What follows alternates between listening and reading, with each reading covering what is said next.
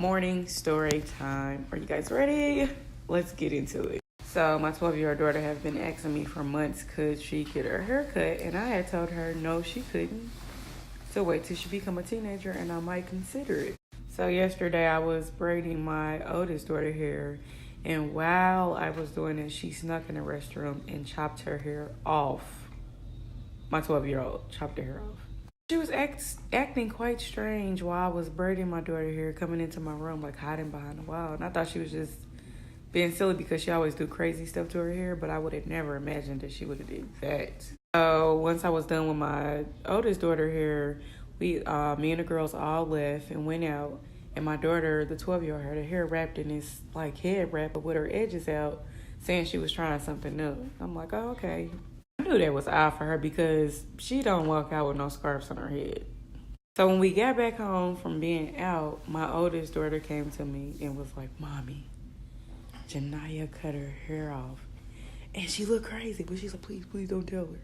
And so it took everything in me not to go completely crazy. I had to control my anger because I didn't want to mess up the sister code, So when I woke up this morning, I heard Janiyah telling the two youngest girls, like, y'all want to see something crazy?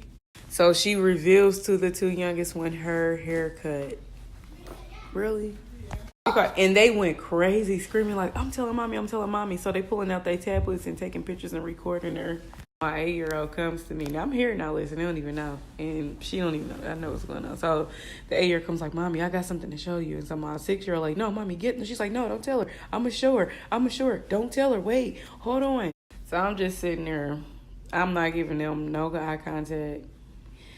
And I'm already just knowing what's going on. So then the 8-year-old pulls a picture up and was like, Mommy, look at her hair. I was like, And then I started laughing. And so then my 12-year-old comes in here and is like, look what I did. I didn't give her no eye contact. I just kept looking away. And I said, you going to walk around like that too. I'm not going to help you fix it. She's walking around like that. I'm not mad because I was already mad last night. She's going to walk around. She like a little boy. She looks exactly like her dad. Now she really looks like a little man of him. But you know what? Hey, that's her fault.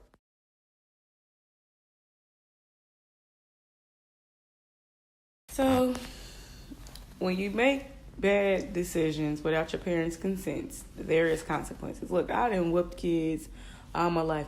I'm not whooping no kids. The best way to get at kids is to get back with them by taking things away from them. They were privileged to having things. Once they do something bad, they don't have it no more.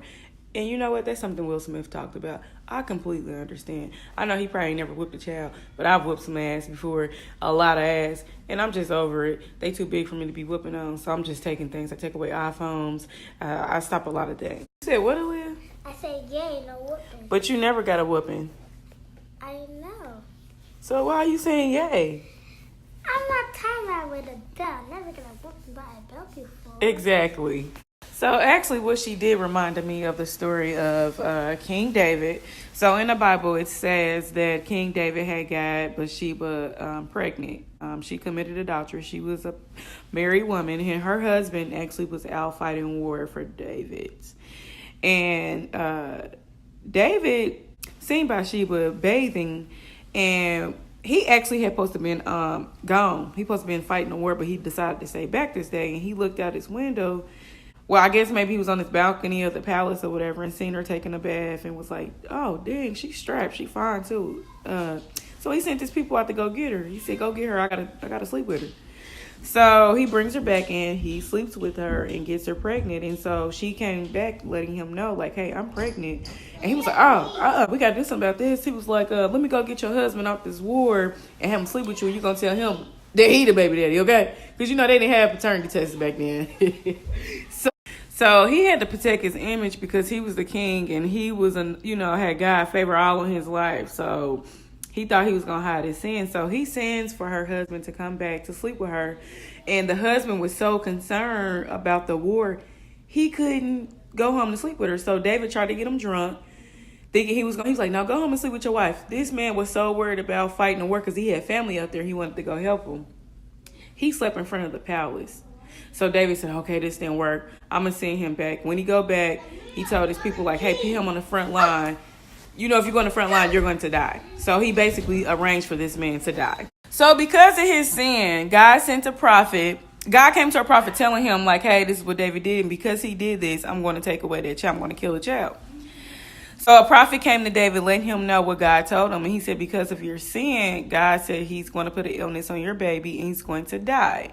David wept the entire time this child was sick. And so the day that the baby passed away, his maids or concubines didn't want to tell him what had happened, but they were scared to tell him.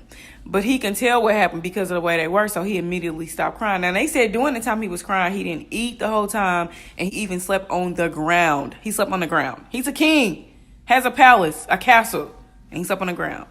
So when he said, is he dead? And they were like, yeah. But so he walked away. He took a shower, got fresh, put on cologne, they said in lotion, and put on his royal clothing. So they came to him and said, we're confused. When the baby was sick and alive, you wept. Why aren't you weeping now that he's gone? And he was like, my crying is not going to bring him back. Why would I cry over him? God has took him away. God gave him to me. God took him away. There's nothing I can do. I will see him in another life. Well, not saying that she did all of that, but that's kind of how I felt. Like, why would I cry why would I be mad when she came to me? After the fact, I knew what was going on. So Zariah was like, my prophet. She came and told me what was going on. And so because I do, it was like, she told me, I'm just like, okay. What am I for now? You got to pay for that. You're going to suffer with that consequence. Walk around looking like a little boy, okay? All right. I'm just so amazed because she's a girly girl, but hey, oh well. She's going to deal with what she did to herself. Anyway, I'm done for now. I will be back later, guys. Oh, yeah, and you can read this story in 2 Samuel. I'm not sure about the chapters. I would have to go look, but it's in the book of 2 Samuel.